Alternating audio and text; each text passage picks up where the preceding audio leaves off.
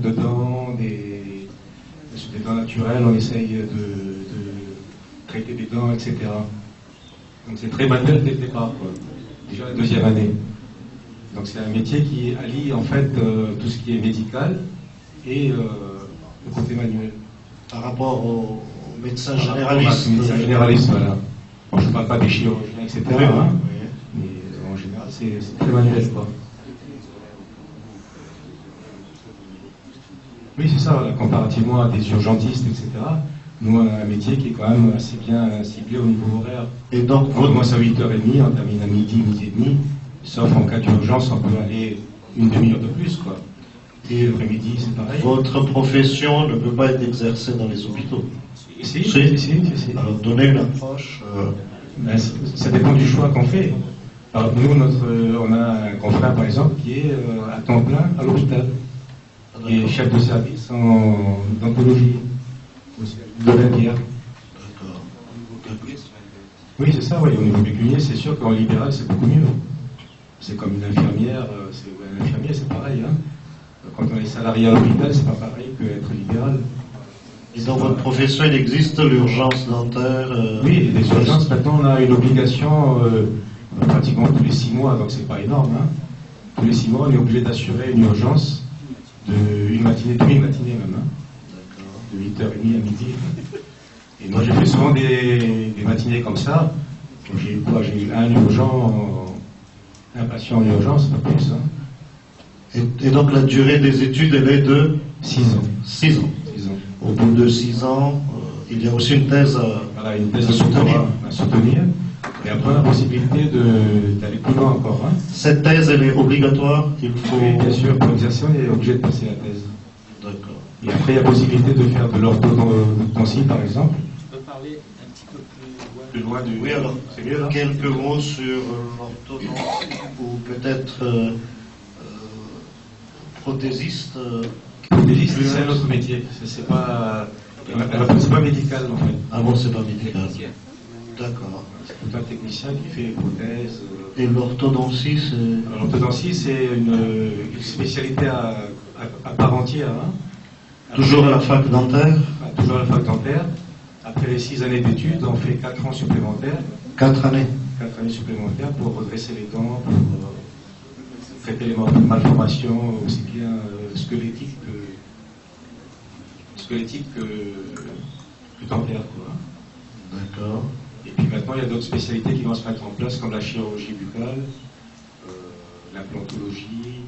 Ah bon. Ces choses Et tout ça, c'est toujours lié à la fac dentaire. On n'est pas obligé ensuite d'aller vers la médecine, non? Non, il y a possibilité avec la chirurgie buccale, d'être à peu près au même niveau que les stomatologues maintenant. Mais ça, c'est pas encore au point en métropole. La chirurgie buccale, aujourd'hui, c'est pas encore au point, c'est un diplôme qui va être mis en place. Et il y a un veto des stomatos qui veulent pas que les dentistes arrivent au même niveau qu'eux. Certains pays d'Europe, et sur 27 pays d'Europe, il y a 20 pays qui ont appliqué ce système-là. Et en France, c'est pas encore appliqué. Et ça viendra, je pense, avec le temps.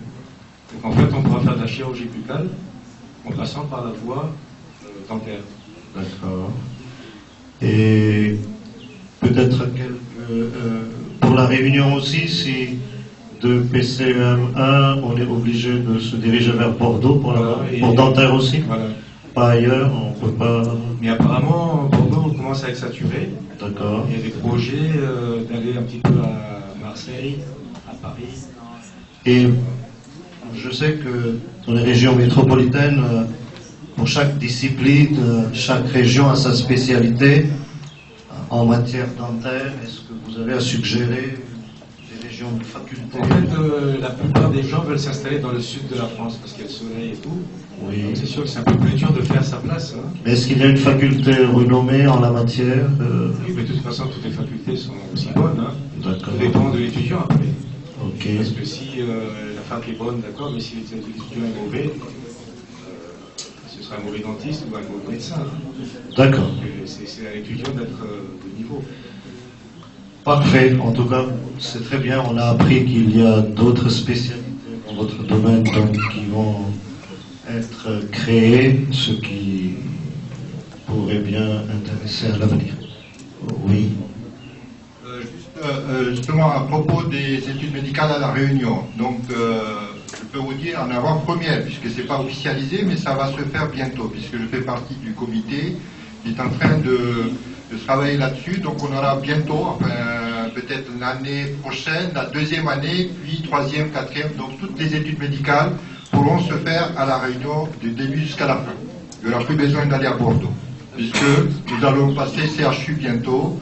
Et à ce moment-là, donc, on aura une faculté, une université de médecine jusqu'à la fin. Donc, ça, c'est un autre point qu'il faut tenir compte. Je vais donc passer la parole à Dr Iqbal Taoura, qui est un pharmacien et qui peut nous donner son approche de la profession. Je suis installé depuis 87 à La Réunion. Donc ça va faire à peu près 22 ans que j'ai une pharmacie. Donc la partie, tout ce qui est partie études, il faut faire que ce soit Richard qui développe, parce que oui, c'est un jeune diplômé.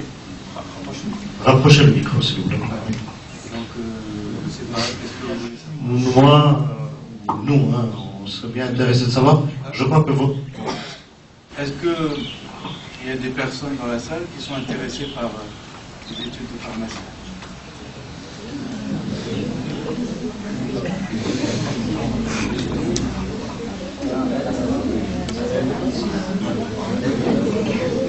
Mais peut-être que votre exposé va susciter des ambitions.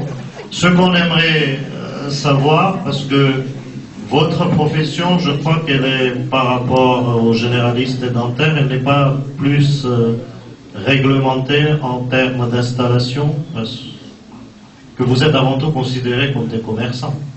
Alors, disons que pharmacie, ça, bon, il y a effectivement la partie officinale. D'accord. Partie officinale. Mais au bout de la 5e année d'études, on peut aussi choisir biologie ou industrie. D'accord.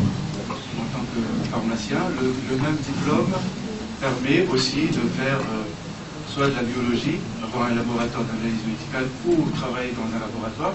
Ah, avec le diplôme de pharmacien, on peut s'orienter vers... Oui, voilà, il y a des orientations après. Hein. D'accord. Donc il faut faire des études plus poussées ensuite. Oui. Je crois que je sais pas, c'est 5 ans en plus. Hein, d'accord. Et en termes d'installation, quand un pharmacien sort, en termes d'installation... En termes d'installation, il y a un quota à respecter. C'est-à-dire que on peut ouvrir une pharmacie que pour 3000 habitants. Ah, c'est pas densité de... Dans une ville de, je sais pas moi, 12 000 habitants, il n'y aura que 4 pharmacies. D'accord. Donc on ne pourra pas créer une autre pharmacie, faire une demande de création. On peut faire une demande de création si le quota le permet. Sinon, la création, le dossier sera refusé. Maintenant, il y a une deuxième possibilité, c'est de racheter une pharmacie qui existe déjà. Donc c'est comme l'acquisition d'un fonds de commerce. Voilà, exactement. Donc cela nécessite un financement. Ça nécessite un gros apport, un gros apport financier en fait, dont une partie personnelle et une partie faisant un prêt à la banque. Et donc si on sort pharmacien et on n'a pas les moyens d'investir en qualité d'indépendant, est-ce qu'il y a des modalités? Est-ce qu'on peut être pharmacien salarié d'un pharmacien? Est-ce que... D'accord. Oui, donc la parole est donnée par docteur Molou Irchad, jeune pharmacien de sa profession. Donc vous avez de la chance, si vous êtes intéressé à la pharmacie, d'avoir un ancien et un nouveau. Oui, non, mais nous avons une chance de vous avoir aussi, donc allez-y. Donc Donc pour l'instant, je fais des remplacements, donc je suis salarié. Oui, pour ne pas vous couper, donnez-nous d'abord une approche un peu précise du cursus. La faculté, voilà. Est-ce qu'elle est commune, séparée pour que... Bon, la pharmacie, déjà, c'est une branche médicale à part entière, c'est-à-dire que souvent on confond, on a des idées reçues comme quoi c'est un commerce, on est des vendeurs de boîtes et tout, mais derrière tout ça, je veux dire, c'est pas comme une bijouterie ou... quoique la bijouterie, ça nécessite quand même un certain savoir-faire, là aussi, ça nécessite un savoir-faire, parce que on est vraiment des spécialistes du médicament, c'est-à-dire qu'on connaît le médicament encore plus que le médecin. Et je veux dire, nous, c'est-à-dire que par rapport à un médecin, le médecin, lui, il est beaucoup plus spécialiste du corps humain, c'est-à-dire il est très fort sur les techniques médicales, sur la clinique et sur l'instrumental. Et nous, nous, c'est beaucoup plus général, c'est-à-dire que on est à la fois très scientifique, je veux dire, on est à la pointe au niveau scientifique, parce qu'au niveau chimie, on est vraiment à la pointe, quoi. Je veux dire, on a eu des labos, on fait des labos, on fait des trucs vraiment à la pointe, des chromatogazeuses, des HPLC. Donc les études pharmaceutiques exigent une compétence en chimie. Scientifique, on est vraiment à la pointe. En chimie. En chimie, je veux dire, en biochimie, en chimie organique, vraiment on est à la pointe. Et c'est pour ça qu'on connaît très bien le médicament, la galénique, des choses comme ça, donc on est vraiment à la pointe. Et donc c'est beaucoup plus général parce que c'est à la fois médical, parce qu'on a quand même des notions de pathologie, des notions de galénique, de médicaments, vraiment c'est très général comme activité. Donc si vous voulez quelque chose de très général, c'est-à-dire scientifique, à la fois médical et à la fois... Comme nous, on est des Indiens, on a quand même une fibre commerciale, oui. Donc ce qui fait que moi, je me suis orienté vers l'officine. Je veux dire, il y a d'autres possibilités, comme travailler à l'hôpital, ou travailler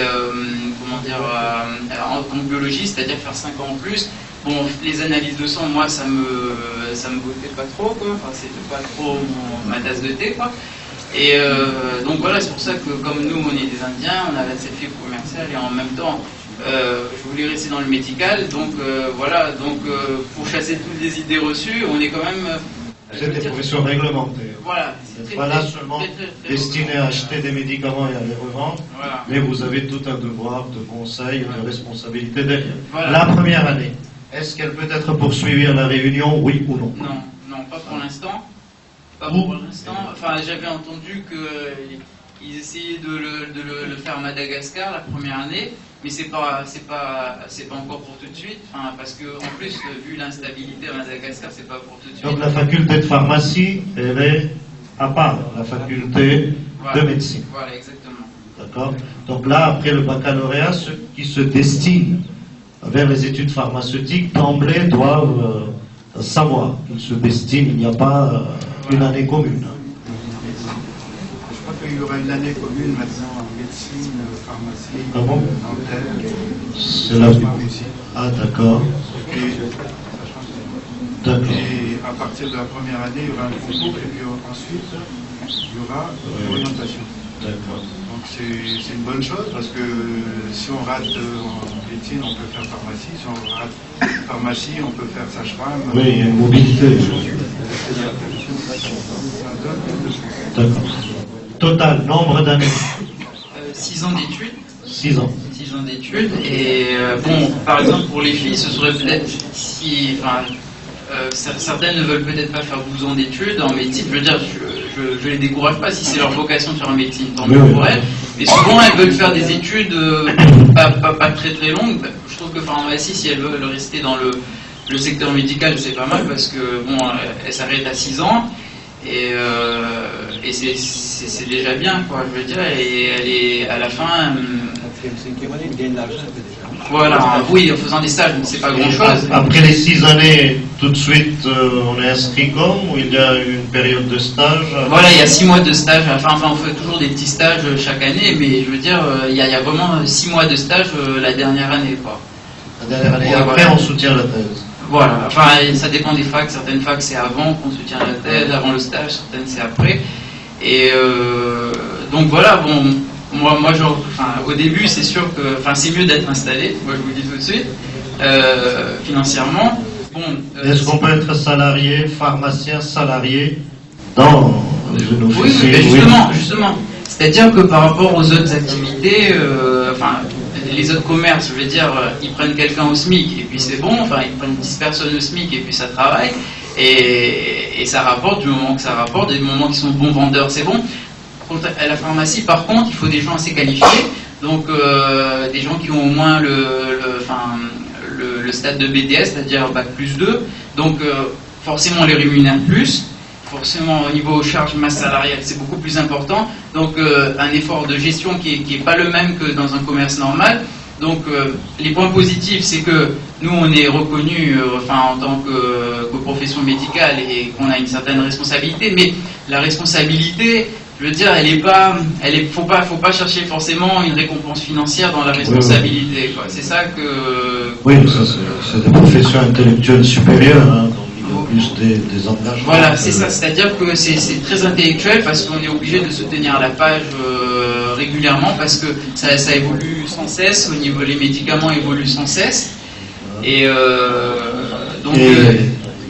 quelle perspective, par exemple, à La Réunion?